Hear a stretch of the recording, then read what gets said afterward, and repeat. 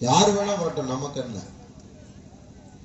இப்படி நாம கடந்து போகிற போது நமக்கான உரிமைகளை அரசியல் கட்சிகள் தரம் மறுக்கிறார்கள்.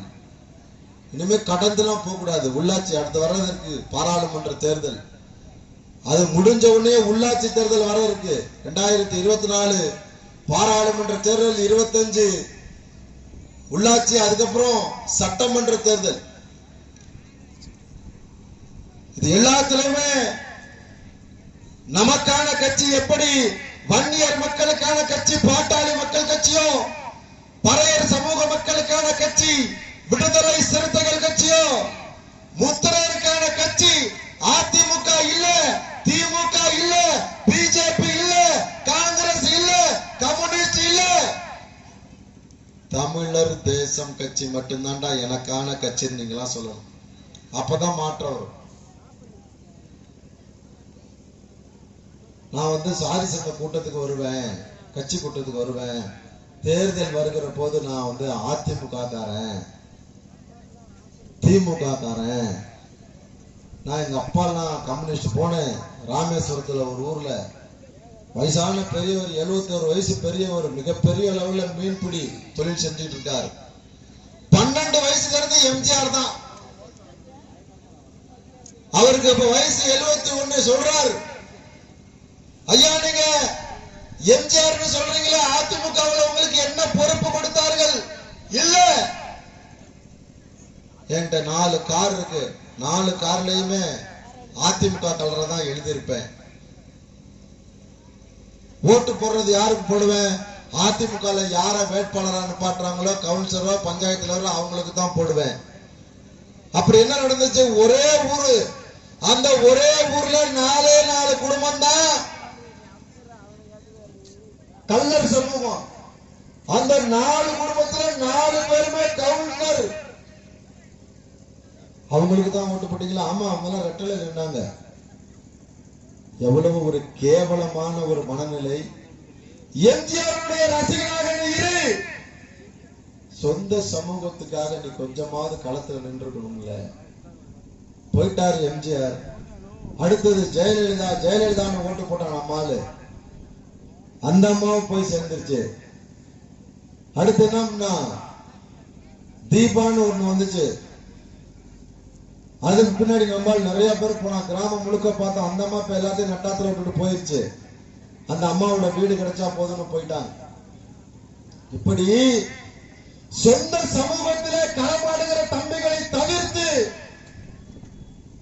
நீங்க பிறரை நோக்கி போனீங்கன்னு சொன்னா, உங்களுக்காக பிரச்சனை ஏற்படுகிற போது உங்களுக்காக களத்திலே நிற்பது இது நாள் வரையில் நின்றது வீர முத்திரையர் முன்னேற்ற சங்கம். இனிமேல் உங்களுக்காக வாதாட போராட நிற்க போவது தமிழர் தேசம் கட்சி. இதை உள்வாங்கிக்கங்க. வேற யாரும் வர மாட்டாங்க. எல்லாத்துக்குமே அரசியல் தான். ஓட்டு போட்டானா வளைய, அவன் நிலைமை எப்படி இருந்தா நமக்கு என்ன? முத்திரைய ஓட்டு போட்டானா, அம்பலக்காரன் ஓட்டு போட்டானா, அவனுடைய வாழ்வியல் இலவசமா கொடுக்கிற ஆடு மாடை கூட தர மறுக்கிறான் இன்னைக்கு அதிமுக திமுக எல்லாம். மதுரையில ஒரு பஞ்சாயத்துல சொன்னார், அப்ப ஆர்பி உதயகுமார் மந்திரியா இருக்கார், தலைவர ஏன் பஞ்சாயத்து தவிர எல்லா பஞ்சாயத்துலயும் ஆடு கொடுத்தாச்சு. நான் முத்திரையருங்கிறதுனால, நானும் அதிமுக தான் இருக்கேன், நான் முத்திரையருங்கிறதுனால என் பஞ்சாயத்துக்கு மட்டும் அரசாங்கத்தினுடைய இலவச ஆடுகளை கொடுக்க மறுத்துட்டாங்கன்னா வேதனையின் உச்சம். இந்த சமூகத்தை அரசியல்வாதிகள் சீண்டி பார்க்கிறார்கள். இவர்களுக்கு ரோசம் வருகிறதா? இவர்கள் மானம் உள்ளவர்களா அப்படின்னு பார்க்கிறவன் எல்லாம் சிறுபான்மை சாதி. அதிமுகவில் திமுகவில் இருக்க சிறுபான்மை சாதி. அவர்கள்லாம் வேறும் வேரடி மண்ணும் இல்லாமல் காணாமல் போகணும்னு சொன்னா நாமெல்லாம் கொஞ்சம் விழிப்போடு இருக்கணும். எங்க இல்ல சாதி, யார் கேட்கல சாதி, யார் பார்க்கல சாதி. நீங்க சட்டமன்ற உறுப்பினரா ஒரு செட்டியாரை கொண்டு போய் உட்கார வச்சீங்கன்னு சொன்னா அந்த செட்டியார் அரசு வேலை வாய்ப்பு வருகிற போது இவர் என்ன சமூகம்னு சைலண்டா கேட்பார். அவர் நம்மால ஏண்டா ஓட்டு போட மட்டும் முத்துராஜா வேணும், அரசாங்க வேலை வரப்ப சைலண்டா கேட்பான். நம்மாலன்னா போட்டு விடு. முத்தரையர்னா அவன் கேள்வி கேட்க மாட்டாயா, அவனுக்கான ஒரு அமைப்பு இல்ல. வீர முத்தரையர் முன்னேற்ற சங்கமும் தமிழர் தேசம் கட்சி வருவதற்கு முன்னால் இனிமே அப்படி நடக்காது. நீ யார் வேணாலும் சட்டமன்ற உறுப்பினரா, பாராளுமன்ற உறுப்பினரா, பஞ்சாயத்து தலைவரா, ஒன்றிய கவுன்சிலரா ஆயிக்கோ. உனக்கு எதிராக தம்பிங்க நடத்தலாம் பாருங்க, குடியேறும் போராட்டம். எவ்வளவு கெஞ்சினீங்க, அதுல ரோடே போட முடியாது அப்படின்னு சொன்னீங்க. இன்னைக்கு எப்படி ரோடு போடுறீங்க? அதனால திமுகவோ அதிமுகவோ கம்யூனிஸ்டோ பிஜேபியோ காங்கிரஸோ இந்த மக்களுக்காக குடியேறும் போராட்டம் நடத்தாது. இந்த மக்களுக்காக களத்தில் இறங்கி இந்த மக்களுக்கு இதை பெற்று தருவேன் என்று உறுதியோடு எவருமே களத்தில் நிற்க மாட்டார்கள். காரணம், அவர்கள் சிறுபான்மை சமூகம். நமக்கானதை அவர்கள் கேட்டு பெற்றார்கள் என்று சொன்னால் நாம விழிப்புணர்வு நிலையை அடைந்து விடுவோம். கிராமத்திலே வாழ்கிற முத்தரையர்கள், மாந்தோப்பு இருக்கா, விவசாயம் இருக்கா, அதை பார்த்துட்டு வீட்டுக்கு வந்தியா? இன்னைக்கு ஒரு ஐயாவை பார்த்தேன் தவறமுச்சில, பச்சை துண்டு போட்டுக்கிட்டு. அவரை பார்த்தோன்னே முடிவு பண்ண அவர் நம்பால் தான். அப்படியே பேச்சு கொடுக்குறேன். விவசாயம் இல்ல, 18 கச்சம் வெட்டி இருந்த கிணறு தண்ணி இல்ல, அதுல போர் போடப்படான்னு பார்த்தா அதுல தண்ணி வராதுன்னு சொல்லிட்டாங்க. ஆடு மாடை வளர்த்துக்கிட்டு இருக்கேன். தினந்தோறும் இந்த கடைக்கு டீ குடிக்க வருவீங்களான்னு கேட்டேன். தினந்தோறும் எப்படி வர்றது? இன்னைக்கு சந்தை தோரங்குறிச்சியில காய் வாங்குறதுக்காக வந்தேன். வெளி உலக தொடர்பு இந்த மக்களுக்கு இருக்கக்கூடாது. அப்படித்தான் நாம் வாழ்ந்து கொண்டிருக்கிறோம். நாட்டில் என்ன நடக்குதுன்னே தெரியல. யாரா முதலமைச்சர் இன்னைக்குன்னு போய் கேட்டீங்கன்னா, இன்னைக்கு கிராமத்துல பல தாய்மார்கள்ட்ட ஜெயலலிதா தான் முதல்வரா இருக்காங்கன்னு சொல்லுவாங்க. அங்க யாரு அப்படின்னு கேட்டா மேல ராஜீவ்காந்தி தான் இருக்காருன்னு சொல்லுவாங்க.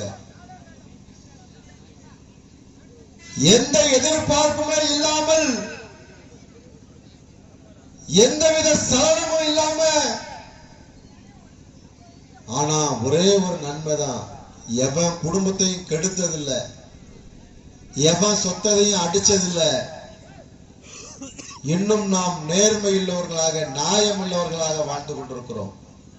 இது பத்தாது, நியாயம் தேவை, நேர்மை தேவை, நீதி தேவை. அதோடு கூட இந்த நாட்டை ஆளுகிற வல்லமை நமக்கு தேவை. அதை கொடுக்கிறதுக்கு தான் தமிழர் தேசம் கட்சி வந்திருக்கிறது. அதை கொடுக்க நாங்க தயாரா இருக்கோம். நீதி நேர்மையா வாழ்ந்தோம், வாழ்ந்துகிட்டு இருக்கோம், இனிமேலும் வாழ்வோம். யார் சொத்துக்கு நம்ம ஆசைப்பட மாட்டோம். ஆனால் நான் பெரும்பான்மையாக வாழுகிற பகுதிகளில் நான் தான் என்னை ஆள வேண்டும். அது பஞ்சாயத்து தலைவராக இருக்கலாம், கவுன்சிலர் இருக்கலாம், சட்டமன்ற உறுப்பினராக இருக்கலாம், பாராளுமன்ற உறுப்பினராக இருக்கலாம். அந்த உறுதிமொழியை எடுத்துட்டு இங்க நாம போவோம். இன்னைக்கு தம்பிகள்லாம் பொறுப்பு போட்ட பிறகு மிகப்பெரிய மாற்றம் வந்திருக்கிறது. ஆர்ப்பாட்டம் போராட்டம் செய்கிறார்கள். இதோடு கூட நம்மவர்களை நம்மவர்கள் ஆள வேண்டும். அதற்கு தமிழர் தேசம் பின்னாடி நீங்க எல்லாம் வரணும். நம்மால் சொல்லுவான், எல்லாத்தையும் சேர்த்து வச்சிருக்கான், எல்லா சாதிக்கும் பொறுப்பு போட்டு வச்சிருக்கான், இதெல்லாம் சொல்லுவான். நம்மால் திமுகவோட அதிமுகவில் இருக்க ஆள்லாம் என்ன சொல்லுவான்?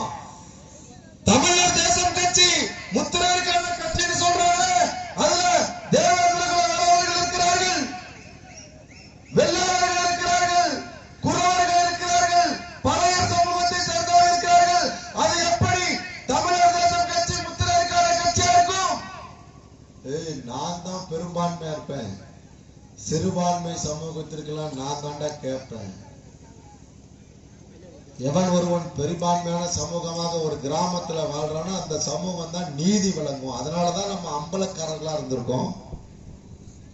இந்த அம்பலங்கள் தான் சிறுபான்மையாக இருக்கக்கூடிய அத்தனை சமூகத்திற்கும் அரசாங்கத்திடமிருந்து நீதியை பெற்றுத் தரப்போகிறோம், நியாயத்தை பெற்றுத் தரப்போகிறோம், அரசாங்கத்தினுடைய உதவிகளை பெற்றுத் தரப்போகிறோம்.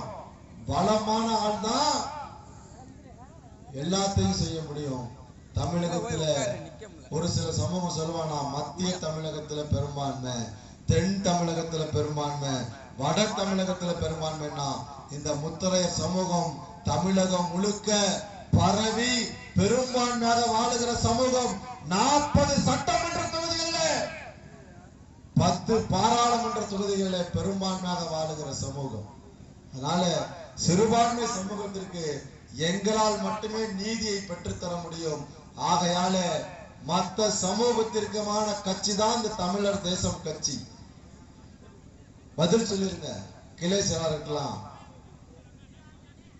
பதில் சொல்லிட்டு அதோடு நிற்காம தாய்மார்களுக்கும் பெரியவர்களுக்கும் இளைஞர்களுக்கும் நாம் கேட்டுக்கொள்வதெல்லாம், எப்படி வன்னியர் சமூக மக்களுடைய ஒற்றை தலைமையாக பாட்டாளி மக்கள் கட்சி இருக்கிறதோ, பறையர் சமூக மக்களுடைய ஒற்றை பிரதிநிதியாக தமிழகம் முழுக்க அறியப்படுகிற கட்சியாக விடுதலை சிறுத்தைகள் இருக்கிறதோ, அதே போல இந்த முத்தரையர் சமூகத்தினுடைய ஒற்றை தலைமையாக தமிழகம் முழுக்க அறியப்படுகிற தலைமையாக தமிழர் தேசம் கட்சி, தமிழர் தேசம் கட்சி, தமிழர் தேசம் கட்சி இருக்கணும்.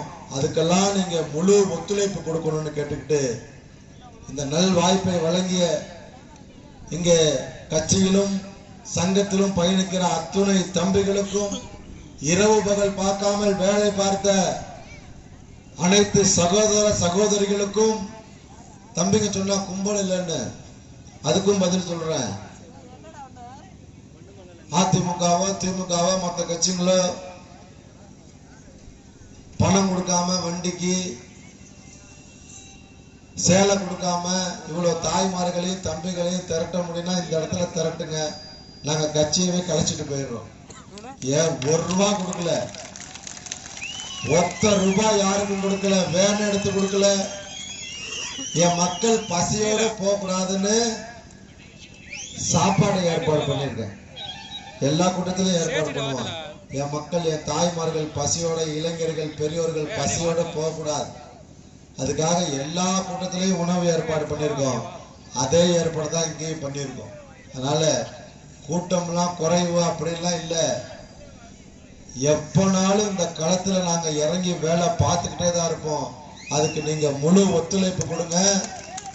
வந்திருந்த அனைத்து தாய்மார்களுக்கும் பெரியவர்களுக்கும் இளைஞர்களுக்கும் மீண்டும் ஒரு முறை வீர முத்தரையர் முன்னேற்ற சங்கத்தின் சார்பிலும் தமிழர் தேசம் கட்சியின் சார்பிலும் நெஞ்சம் நிறைந்த நன்றியை தெரிவித்துக் கொண்டு விடைபெறுகிறேன். நன்றி, வணக்கம்.